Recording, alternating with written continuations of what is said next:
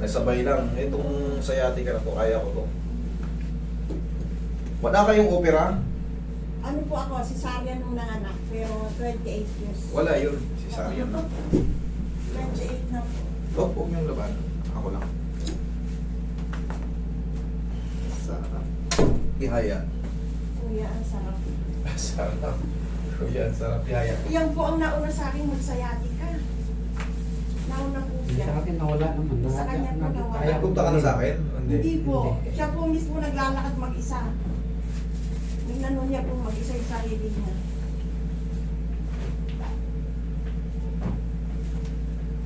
Tapa kayo.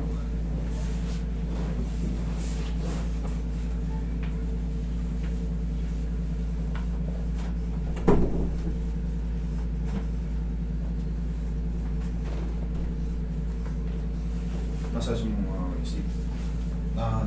Nakusugat ako na airpot. Para maagapan. Oh, sige, upo kayo. May usog din po ako. Aplusin nyo nga ako na, baka kayong...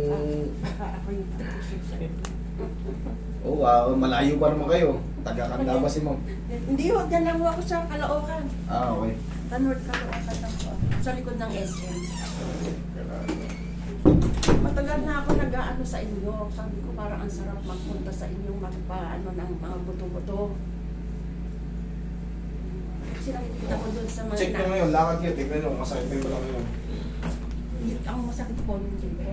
Kaya lang hindi ko malalaman na yung naka-pain reliever ako. Ngayon, okay. Ay hindi, sa bagay, kung naka-pain reliever kayo, obserbahan nyo ng 4 to 5 days. Kasi kung walang masakit ngayon, kasi because naka-take kayo ng ano, pero may in-adjust ako dyan na...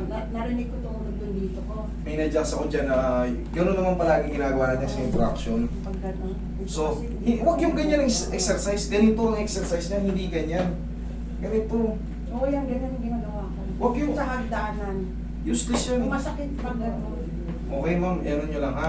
Observe yung 4 to 5 days. Oo, Ha? pag paano. Susuka muna ako.